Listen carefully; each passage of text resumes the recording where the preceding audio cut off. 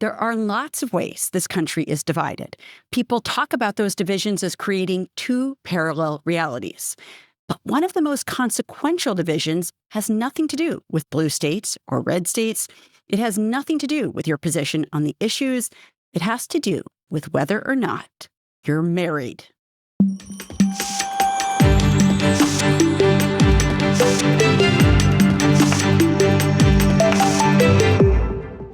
Welcome to It Turns Out. I'm Kara Miller. My guest today is Melissa Kearney. She's a professor of economics at the University of Notre Dame, and she's the author of The Two-Parent Privilege from University of Chicago Press.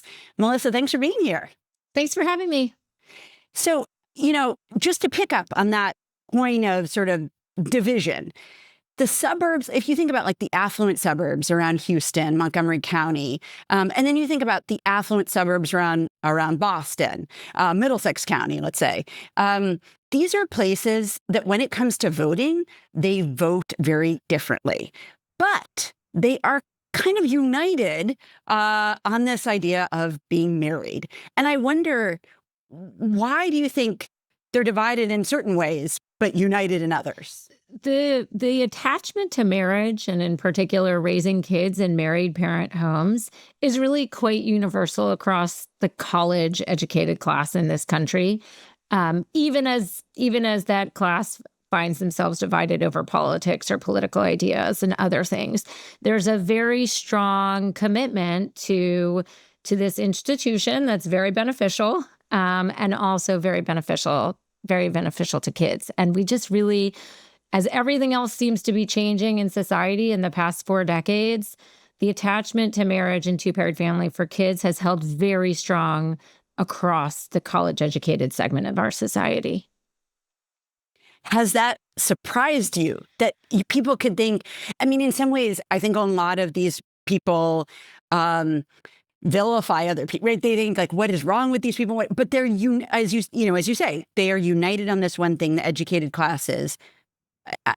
Does that surprise you that they are united on it?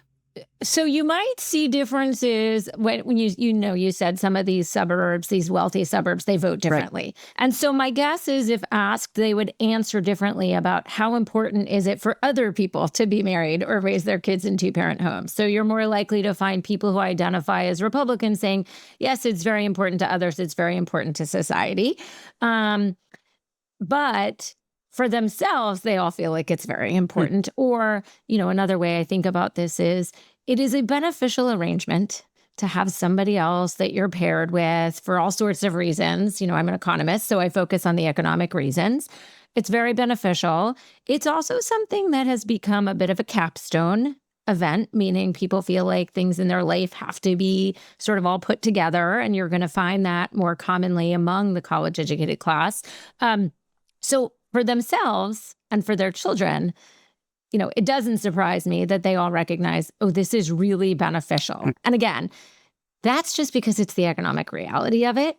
And then when it comes to the value part of it, they might express different values about what they think for others in society. I'm sure you followed this, but when I listen to political rhetoric, it does feel like pretty recently, marriage and having kids maybe as an issue has arisen on the right as something that people really do talk about in public and want to encourage. I wonder what you make of that development. Yeah, very interesting. And I also experienced this personally, having put out this book called The Two-Parent Privilege. Let me backtrack and say I came to this topic and I came to write this book as somebody who's studied inequality and poverty and social mobility in this country. And I looked at all the usual things that economists tend to look at. Policymakers have tended to focus on the generosity of the social safety net, neighborhood characteristics. But in the academic literature, it's very, very clear that family structure is incredibly predictive of kids' outcomes, both at an individual level and at a neighborhood level. Mm-hmm. And so I came to this topic as somebody who's been in the higher education sector, who's been in the think tank sector, not who's generally spent my career around social conservatives. And it felt like, to me, in all of the conversations that I'd been part of in the past 20 years on inequality and mobility, this issue got short shrift for obvious reasons, right? It's hard to talk about, it's value laden. And so my goal was, let's take it out of the culture wars and let's talk about it like a policy challenge. So that's what I did. The reaction to my book speaks to what you're talking about, which is that all of a sudden I was invited to give my book talk at like universities in red states. Right. Notre Dame, BYU, they loved my talk. Large schools in the South, they loved my book. And it was actually, though I came to it as a scholar, it was both striking and disappointing how much like, gosh, this really is something. My book has no, values or culture or promotion kind of like lesson in it. I'm not saying one kind of family, like you have to be this particular model of a family. I am highlighting that a two-parent family in particular is very beneficial. Nonetheless, the message of the book resonated more with folks on the political right, social conservatives. What's I think disappointing about that is progressives who really care about kids and inequality and social mobility, in my view, need to figure out a way to talk about this and accept it as a policy challenge. Because if we don't do something about this, we're going to cement class gaps. So through an equity lens, we would like as a society for more families who are not college educated, who are not white or Asian, we would like them to be able to achieve this. So that has been interesting to me. It actually is not unrelated to why I moved from the University of Maryland to Notre Dame this summer, because Notre Dame is committed to putting a whole bunch of, resources behind this research agenda of, okay, how do we strengthen families for more people? So I think it's very, very unfortunate and counterproductive for the country that the political and ideological lines on this topic have only seemed to harden in the past few years. Since so much is a binary, like there should be gun control, there shouldn't be gun control, there is climate change, there isn't climate change.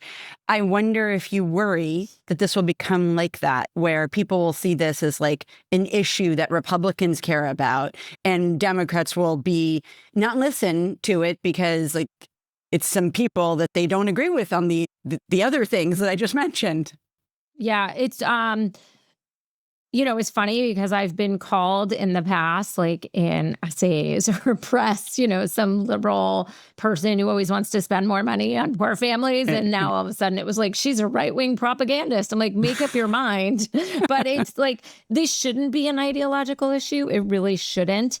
I'm a bit more sanguine in the fact that, okay, in the sense, we know that the dominant rhetoric on almost all issues in the public sphere and the policymakers, you just hear so much noise from the extremes, where on most issues, most Americans seem to be somewhere in the middle. Mm-hmm. Right. I think that's the same when it comes to marriage and fertility and how we raise kids in this country. There are right-wing, socially conservative, loud politicians who are going to bemoan the economic independence of women and say we need to get back to a Leave It to Beaver style family. There are loud, progressives on the other side who are going to say that I have second wave feminists rolling in their grave by suggesting that a woman would benefit from having a man to raise her children. The majority of Americans, I'm pretty sure, understand it's very hard to raise children. Mm-hmm. It's harder to raise children by yourself than with another committed partner. That certain communities have been decimated by what's happened to the breakdown of the family. Like, we're not fooling anybody. And so even all of the emails and messages I've received from teachers and pediatricians who say, yes, this is what I've been seeing for 20 years in my classroom and my practice, we have to do something about this, bolsters my optimism that most Americans are prepared and even eager to take on this issue for the social economic challenge it is without getting mired. It's just like everything else, so unfortunate that so many of the loud, dominant voices are really on one extreme or the other. So take me back in history a little bit, because, we started by talking about how wealthy people of all political persuasions and stripes in this country tend to be wealthy, educated people often tend to be the sort of group that's the most married. But if we were having this conversation, I don't know, 70 years ago, that would not be as true. So just draw out the contours of this a little bit. How did richer people and poorer people used to be, and how are they now? Yeah, good. This, I think, is a lot of people don't appreciate this, that the attachment and the high prevalence of marriage, and in particular married parent families for kids, that was common across the entire country, all demographic groups, not very long ago. So if you just look back to, let's start, pre-social cultural revolution of the 60s, 70s, there really weren't large gaps in marriage in the 40s and the 50s. And then in the 60s and 70s, what we see is, lots of social, cultural, legal, institutional changes that predictably and unsurprisingly, and in many cases beneficially, led to a reduction in marriage for all groups, right? It was women gained a lot of financial independence. It was easier for people to get out of abusive relationships. All of these things were, I think, positive developments in the 60s and 70s. Of course, access to modern contraception. So you just saw a decrease in marriage across all education groups almost equally. At the same time, in the sort of 60s and 70s, you started to see a divergence between white and Black families in this country. And there's sort of an active debate as to what caused that, the extent to which government programs or welfare, which basically required women not to have a man in the house, not to have a husband in order to collect cash welfare, the extent to which that contributed to that growing divide. Daniel Patrick Moynihan famously called attention to this issue in the late 1960s. Then William Julius Wilson in the 1980s, prominent sociologist, called attention again to the growing Black-white divide. But all of that really didn't happen until the 60s and 70s. Going back to the issue in particular of class gaps or education class gaps, the way I read the data and what happened was everyone sort of went into the 80s with a new set of social cultural norms that made it sort of less imperative to be married, more socially acceptable to have a child outside of marriage. And it was as if the higher educated groups had worked through all of those social cultural changes and their rates of marriage stabilized. Outside the college educated class, marriage continued to plummet. So for them, you just see this straight line down from the 60s to basically the 2000s. I think what happened, again, based on the data and lots of evidence, is that the new social paradigm came into the 80s, 90s, 2000s, where we had a whole bunch of economic changes that benefited highly skilled, highly educated groups. Think about automation, think about increased import competition. Those workers continued to do well. The economic value proposition of marriage was very much maintained. And so we didn't see any further declines in marriage. Where outside the college-educated class, you had non-college-educated men doing very poorly, both in an absolute sense and relative to women at their same education level. So the economic value proposition of marriage was declining at the same time as it was now more acceptable to not be married or have kids outside marriage. So I think you get that interaction of new social paradigm and economic changes. And that really led to this divergence, what I call a college gap in marriage, that happened almost entirely between the 1980s and the 2000s. That's when we got this huge education gap. And I mean, part of what you're saying, we're still living with the legacy of, right? People think about steel plant shutting down or manufacturing shutting down. And what, I mean, we can get to it later, but like part of what the Trump administration has sought to do is reshore some of that manufacturing. But it is just to say that there was a time when people could get decent paying jobs in those steel plants or in those manufacturing plants. And then obviously that changed. Yeah. And those were mostly men, I should say, right? No, 100%. So those were real shocks that really hurt particular groups of people. men without college degrees in particular areas of the country that were exposed to these shocks. Now, I am compelled as an economist to say, I think the way to address those shocks and the lasting legacy is not protectionist trade barriers that make all of us worse off. But I appreciate the recognition that there were a lot of communities that were really negatively affected, and that the economic challenges of those affected groups have spilled over to the social sphere with really bad consequences, right? So we know there's academic literature, evidence drawing a straight causal line from communities where jobs were lost and there were no longer really these, well-paying, middle-class lifestyle, like family-supporting jobs available to men without college degrees. We saw a decrease in marriage. We saw an increase in the share of kids living with a single mom. We saw an increase in child and maternal poverty, right? So that is a real challenge. It's not the only challenge, but it's a contributing factor.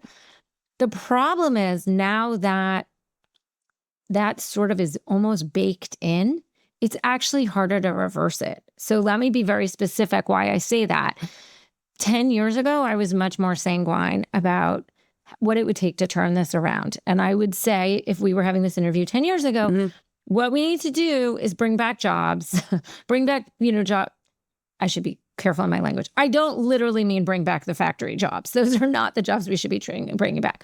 I mean, expand economic opportunity to men in particular, only because they've really suffered economically more than women without college degrees, but just expand economic opportunity. And once there's more economic opportunity, economic stability for non-college educated workers, we'll see a reversal of these trends. And then I did a research study with my collaborator, Riley Wilson, and I've had to update my views on that. Okay. What we looked at was what happened in the early 2000s when a bunch of communities had access to fracking. So that actually fracking, forgot about South Dakota, North Dakota, where it was like a lot of migrants. We don't look there. But think about Texas and, Oklahoma, places where there just all of a sudden there was a local economic boom. And we can see that increased wages and employment for men in both an absolute sense and relative to women. Unfortunately, which was not what, and against what I hypothesized, that did not lead to a reduction in the share of births born outside marriage. It did lead to an increase in births. People had more money. And one of the things people do when they get more money is they have kids. But it didn't affect marriage. And it was like the same effect for people whether they were married or not. Interestingly and tellingly, we then looked at what happened. We went back and looked at what happened in the 70s and 80s during the coal boom in very similar areas. And there, when you saw coal prices went up, male wages went up in coal-producing counties, you saw an increase in marriage and a reduction in the non-marital birth share. That contrast is potentially really revealing because it means a very similar economic shock in two very different social contexts. In the 70s, when there was still like marriage and having kids was much more highly coupled than in the 2000s, you got a different response. And so this leads me to the view that improving the economic security and opportunities for adults without college degrees is probably necessary to bringing about an increase in marriage in two-parent homes in that segment of the population, but it's not sufficient. There also has to be sort of increased recognition that this is beneficial. This is challenging because I'm certainly not suggesting we go back to like the 50s or 40s where single moms and their kids were ostracized, but rather I do think a more widespread honesty and less of an agnosticism about family structure is probably necessary to turn things around. I mean, we know that peer effects matter. And so if you're in a community where almost everyone else is married, the social costs of not being married are larger than if you're in a community where most people are not married, right? I was going to say culture matters so much. I mean, it matters to something as silly as like, what should I wear when I go outside my house? Yeah, I mean, totally. I take a lot of cues from what other people, not that I'm like actively studying it, but just passively, I kind of notice what seems acceptable, what seems maybe a little too fancy, a little too ragged, whatever, and I find something. And I think what people to the right and left of you are doing kind of matters, right, to you. Completely. If you're the only single mom at the, back to school night and everyone else is married, that feels a lot different than if you're in a school where more than half the kids have a single mom. Like the whole social milieu is different in ways that, again, we know social norms matter.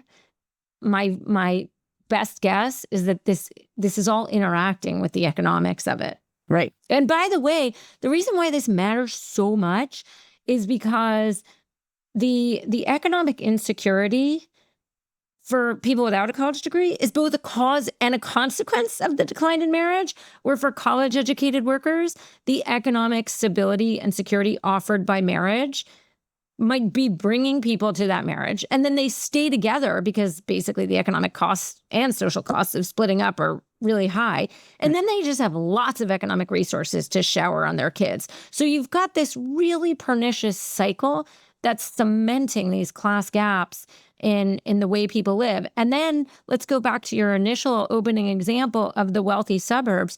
There are very few households in those wealthy suburbs headed by single parents because it's really freaking expensive to get there. Those people who get there have the benefit of two adults. Now, again, this isn't even necessarily, in many of these, in the majority of these, you have two adult workers because the majority of moms do work now. But even if that mom's not working, she's providing a lot of resources to the family, right? That then allows her partner, or vice versa, who allows her partner to put in long hours. And she's doing all this home production, driving the kids around, investing in the kids. So let's think about resources broadly defined. It's like high resource households that are able to give their kids access to the best neighborhoods and the best schools. And again, that's why this matters so much from an inequality, social mobility, equity perspective. I'd love you to talk a little bit about, you talked a little bit about kids with these high income, dual earning families. Talk a little bit about kids without that. And it also strikes me that another piece of this, you touch on this in your book, is that apart from just sort of the, after school things you can send your kids to, or the summer camps or whatever, good schools tend to be in expensive neighborhoods, and the only way to get a ticket into that school is to buy a house in that neighborhood. So just like right there from, the beginning of the day of like going to school, forget like what you can, the gymnastics lessons or the math tutoring you can pay for after school. Where are they going to school? So, but draw out some of those differences a little bit, especially with regard to kids in single parent families. Yeah, that's exactly right. So let me just say on the point about where you can live in particular, there's a great new study that came out by my University of Maryland colleague, Nolan Pope, and collaborators looking at very, very detailed census data.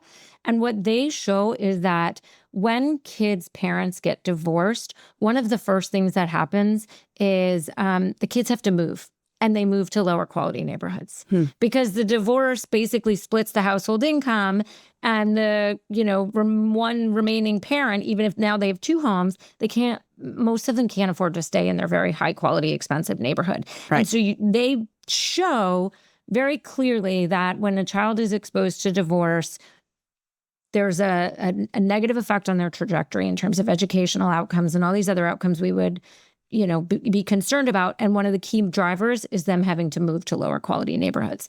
I emphasize that study because I think it's really illustrative of this important mechanism. But I do want to be clear that the rise in single parent households has happened entirely because of an increase in never marriage.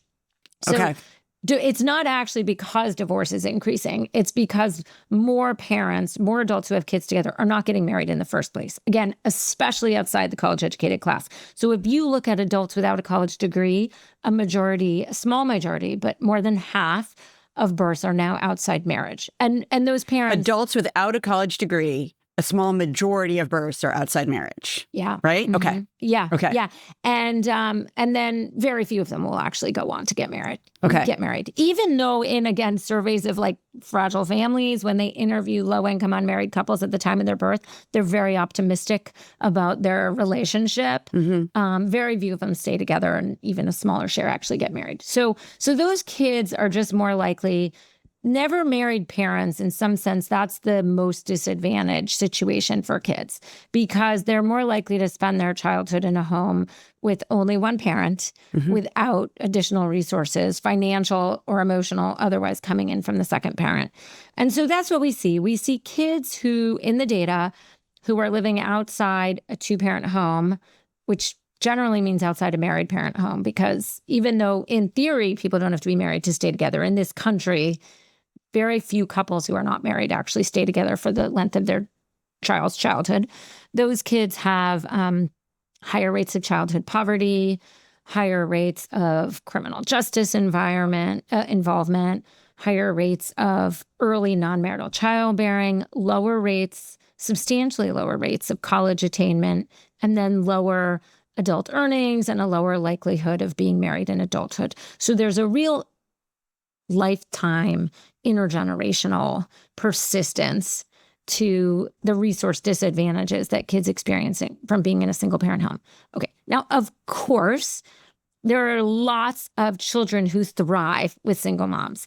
And of course, let's give the benefit of the doubt and be very clear that these single moms, most of them are doing heroic jobs in all they can. Yeah. Right. And so my point is not to say these single moms aren't doing a great job parenting. My point is to say that the absence of a second adult contributing earnings, time, emotional bandwidth to the house is really costly, both for, I keep saying the mom, but there are single dads, right? It's just that the majority of one-parent households are moms.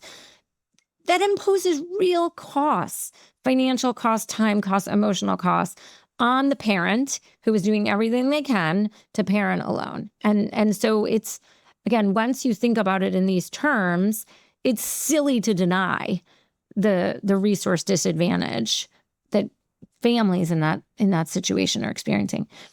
Can I comment on this, by the way? Yeah. This is why I titled my book, The Two-Parent Privilege, instead of what the book publisher wanted me to title it, which was The One-Parent Problem. They were like, no, Americans are much more likely to buy a book if it elevates a problem. I was like, absolutely not, because the one parent is not the problem, right? That one parent is usually like the kid's greatest asset. No question. If anything, the problem is like the absent parent, but I actually don't even want to stigmatize the absent parent or the non-custodial parent, because many of those parents are also trying to do the best they can. And they've sort of a lot of them have a lot of barriers to being the kind of partner or parent that they would like to be. Many of them will have themselves grown up in a disadvantaged family setting. And so I was very deliberate about instead framing this as, let's be honest and recognize the tremendous privilege and resource advantage that two-parent households have, both for parents and for kids. And then let's make it aspirational and agree that we should want more people being able to achieve and establish that kind of beneficial privilege setting, just like we have all sorts of initiatives to try and help more people gain higher levels of education or stable employment. This is just a very advantaged situation. One of the graphs you have in your book, which is tricky to wade into, but I think interesting to bring up and to talk about, is differences among different groups, different subgroups. So you talk about, if you look at people with just less than a high school education across different groups, so this is only moms with less than a high school education.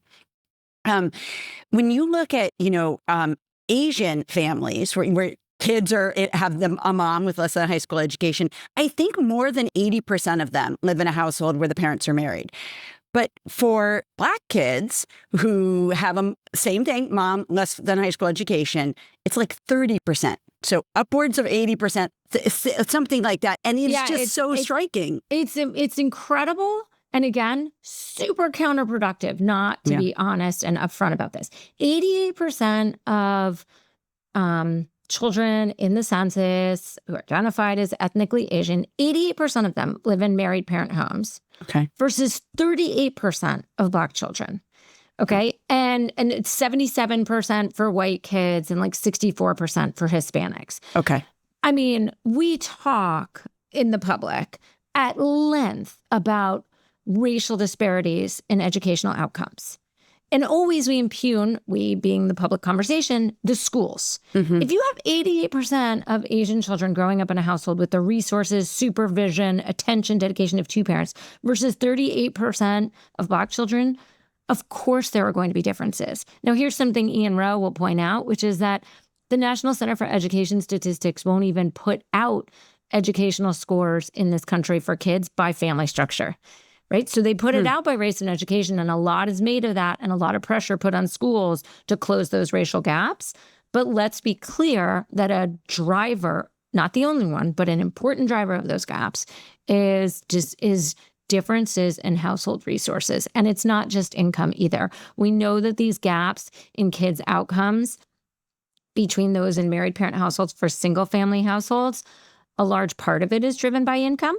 Right? To our earlier conversation, they can live in different neighborhoods, attend different schools, but even conditional on income, large gaps remain. Again, if you think of what parents do, they do more than just pay for stuff. They're also supervising, they're helping you with your homework, they're like nurturing you, they're doing all these things. So those gaps are super important to racial and ethnic gaps in all sorts of outcomes. The other thing I will say, sometimes it is claimed that, oh, well, this two-parent family structure, it's a myth, or it's, a normative, it's a normative position that celebrates white families, and it actually doesn't benefit children from Black families. That is unequivocally untrue. So if you look at the data, the poverty rates among Black children growing up in a married parent home versus a single parent home, even if you just look at kids whose moms don't have a college degree. So we're looking within education group. Okay. Within education group, Black kids who are growing up either with an unpartnered mother or a married parent, poverty rates are 3 times higher for those growing up with an unpartnered mother, right? Now, that's not to say that like all of those unpartnered mothers would benefit or their poverty rates would be lower if they married whoever the father of their child is. Presumably some of those fathers are not working, et cetera. But to suggest that the married parent family wouldn't benefit Black kids, you're basically just asserting that no Black dads really are worth that much, which is like, really, is that what people want to assert who are concerned about racial equity? Of course not. And so we do see that marriage is very productive economically and beneficial for kids' outcomes across race ethnic groups. At the same time, what we need to be doing is figuring out why or what it would take to help more people in, different race ethnic groups, like education groups, establish this. Like, what are the barriers to stable, healthy marriage? And one of those things that, like I said, is going to be improving the economic position of men. So I'm not in any way downplaying the fact that there are real barriers, but I am elevating the evidence and the data showing that this is a beneficial family structure for all groups.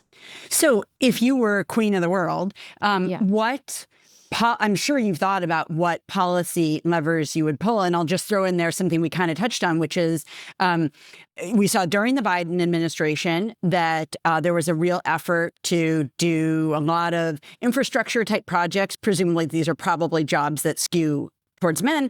And then during the second Trump administration, there's been this reshoring effort. He has famously talked about wanting to build iPhones in the U.S. And a lot of this, again, would create, presumably, jobs for men. So I wonder what you think of those policy efforts. And then again, if you were running the show, how do you change things here? Because this is a big problem involving a lot of people. What would you do? Yeah. So I first, I wish I had a magic wand and I wish I knew what to do with it. So I'm going to do the annoying academic thing of giving my caveat first, and then I'll answer. Okay. The annoying academic answer is we don't have very much evidence on things that work, but I think that is a result of the fact that we have not prioritized this issue as either a research, philanthropic, or policy priority. So some skeptics, like an NPR producer said to me, look, the Bush administration in 2001, put forward $100 million in marriage promotion programs and it didn't work. And then like they froze funding and we haven't done anything because like a 10-week program telling people about the benefits of marriage didn't lead to increased marriage rates. Do you have any idea how many education interventions, training interventions we've run that don't work? And what do? We don't give up on schools or training programs. We keep trying to find the ones that work. Right. We need that same sort of commitment to finding the programs and the policies that will really help strengthen families. So that's my first thing. Having said that, yes, I do think improving the economic position and opportunities for non-college educated workers is critical. The problem with both the Biden shovel-ready projects and, the Trump's idea that we're going to make iPhones here, those are basically jobs for high-skilled engineers, and a few of them. And so that's not the answer. I do think the answer is a lot of skill building, in particular connected with the modern, quickly evolving labor market. I'm really bullish on leveraging community colleges and regional universities. These tend to be underfunded colleges and universities, but they're the ones that basically serve the majority of low-income students. They're widely accessible. They're widely accessible both from a geographic standpoint and a financial standpoint. So building up the capacities of those institutions to provide more labor market training. A lot of them have great programs in conjunction with local employers. That kind of thing, I think, could really help improve the economic position of vulnerable populations in ways that make people sort of in a better position to be stable marriage partners and parents. So that's one thing.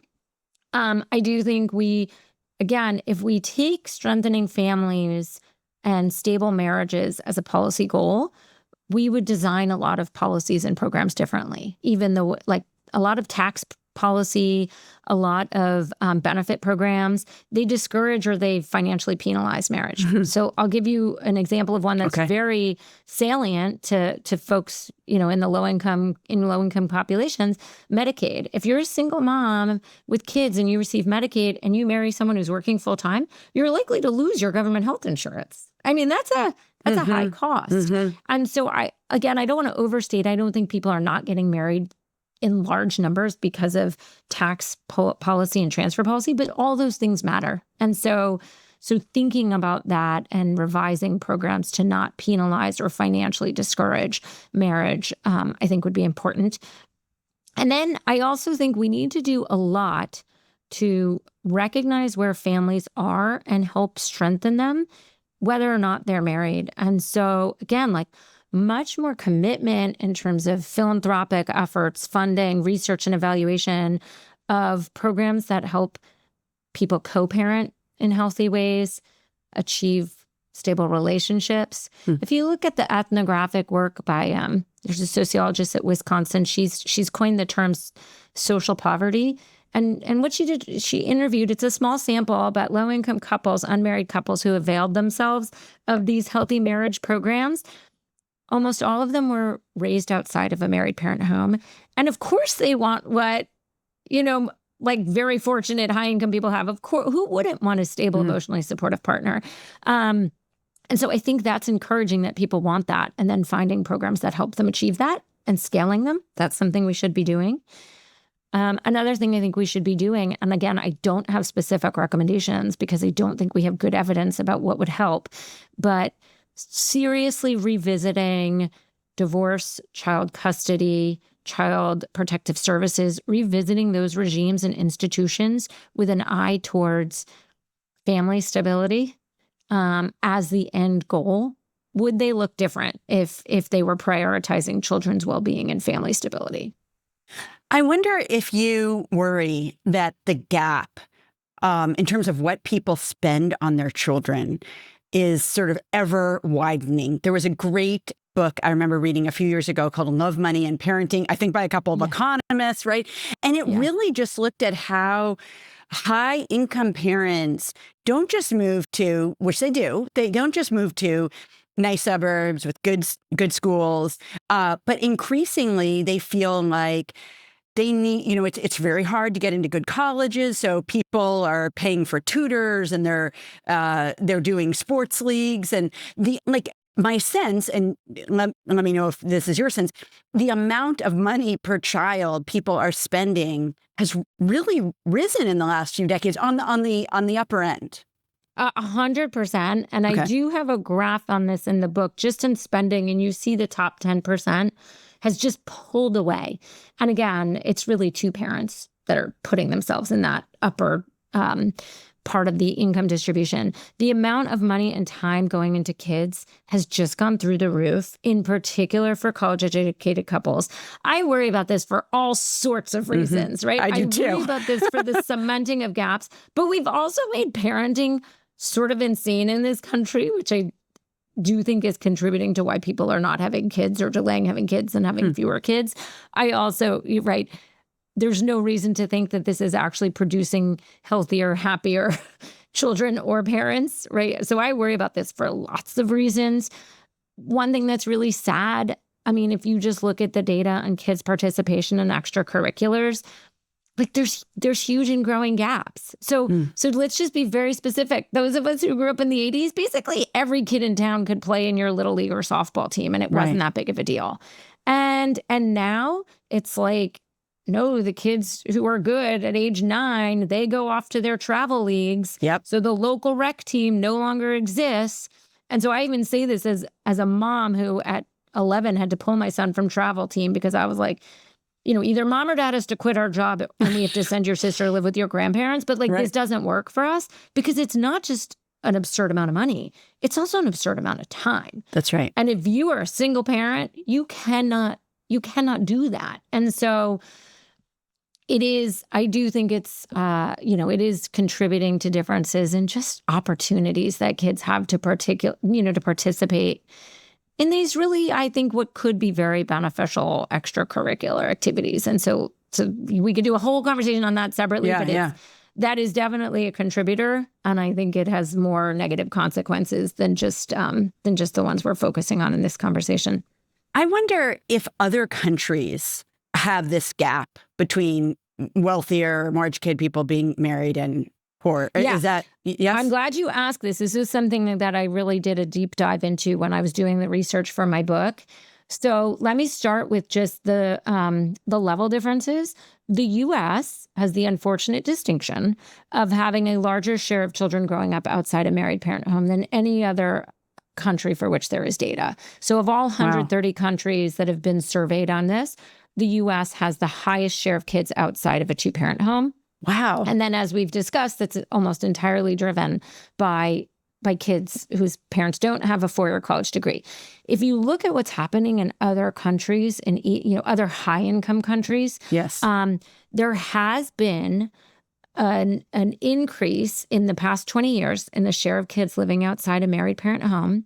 And there has been a growing gap by education level. So in these other countries, it is also the case that there's been an increase in non-marriage among parents, and it's been substantially larger for parents without college degrees. This was super interesting to me when I looked at the data, in part because I was presenting my research around to academics at European universities and in European countries, and it was really interesting. They were like, I can't believe you're saying this. This is so anti-feminist, or, it sounds so antiquated. And I said, listen, you guys are ahead of us in having a collapse in the fertility rate and all of the negative consequences of that. We are ahead of you in the share of kids living outside a two-parent home and the negative consequences for kids. You should not be sanguine about what's happening. Like, this is going to have negative consequences. So we do see, the short answer is we do see this happening in other countries in a similar way. It's just still at a lower rate than in the U.S. It's amazing, especially considering how wealthy we are as a country, that of all the countries in the world, we're number one in terms of kids living in single-parent families. That's incredible to me. And this is why it's so important to recognize that it is not the highly advantaged women who are leading this charge. Because if I just saw the data, like not having any familiarity with this issue, and I saw, the U.S. has the highest rates of single mother households, my first reaction would be like, well, that makes sense because American women, have higher education and earnings, so they're more likely to be able to afford this than women in other countries. But then you look inside what's happening in the US, and it's absolutely not those women who are doing this on their own in high numbers. It's more of a reflection of the fact that the US has high levels of inequality. And outside the college-educated class, there are a whole bunch of economic and social challenges affecting, people in the US in less advantaged positions in the US, and this is one of them. Finally, I just want to come back to the question of culture. And, we are not going to talk about it this hour, but you've done super, super interesting work, as you alluded to, on the declining birth rate in this country, and also in other countries too. And one of the things that's been so striking to me looking at that research and that you've done and that others have done is that when you look at policies to try to address it, whether they come from like Scandinavian countries that are a little more, have a little more socialism, very supportive in terms of all sorts of wraparound services with education and healthcare and stuff, or you look at countries like Hungary or, that are much more authoritarian and super different, or Japan or South Korea.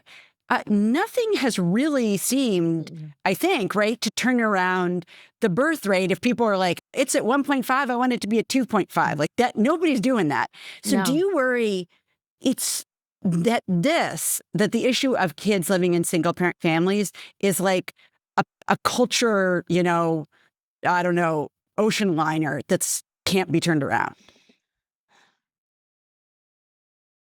Well, I think it would be hard to turn around. I don't think it can't be turned around.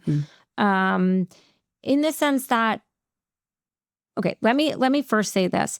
The issue of kids, the increasing share of kids living in single parent households, it's happened despite the fact that birth rates are down, in particular among young people and groups that traditionally had higher shares of single-parent households. So there's an interesting relationship there between the two issues, which is that the decrease in kids living in married parent homes is basically, it reflects a decrease in marriage, and has happened despite a decrease in birth rates. Okay, so the broader question of can we turn around marriage rates, just like can we turn around the decline in fertility rates, where fundamentally economic tweaks just are not having effects. Economic policy tweaks, we're just seeing very, very limited effects. So I agree with your suggestion that largely this is going to take culture to turn it around.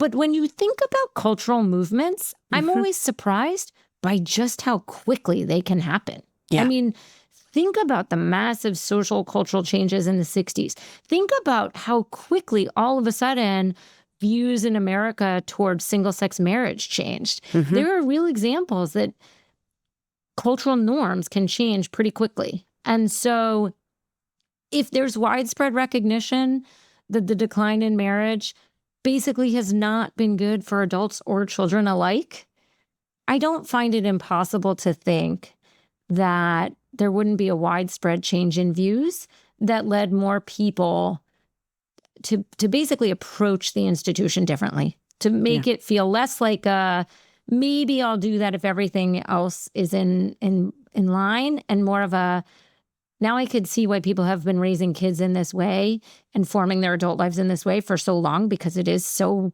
economically protective, emotionally protective, and more of a commitment to the institution. I think that's possible. I actually have one more for you. If I could have talked to you when you were getting your doctorate and said, 20 years hence or whatever, you're going to be focusing on promoting marriage, would you have been like, that totally makes sense? Or would you have said, that's a little surprising to me? I still bristle. I'm like, well, I'm not really promoting marriage. I'm just showing you the evidence that it's really beneficial. Okay. But point taken. I would have been surprised, but a lot of my career has surprised me. But what's interesting, if you told me that, I'd be like, well, how the heck is that going to happen? Yeah. And there's two things that might have made me think, oh, I guess I could see how that might happen. One is when I was an undergraduate at Princeton, I took a sociology of poverty class with Sarah McClanahan, who very famously started the Fragile Families Survey in her sociology of poverty class, we read books she wrote about the importance of family structure. And so that was an interesting complement to all of the economics work I was doing, but in a way that I think sort of turned me on to the importance of this issue that I might have otherwise missed in 20 years of studying inequality as an economist. But I did have that training from Sarah McClanahan at like the very early stages of my career. The second thing that happened was I spent a summer working at a welfare to work center in Bridgeport, Connecticut, which was like I was teaching math and career training and word processing to moms who were my age, because I was like 20, who were on welfare. And that just sort of cemented my interest in, gosh, what are the economic policy factors that are leading these women who are my age living in such different conditions, and what can we do about that? So those two seeds would have made it feel like a plausible thing that might happen to my career. Melissa Kearney is a professor of economics at the University of Notre Dame. She is the author of The Two-Parent Privilege. Super interesting reading. Melissa, it's always a great pleasure to speak with you. Thanks so much for having me, Kara.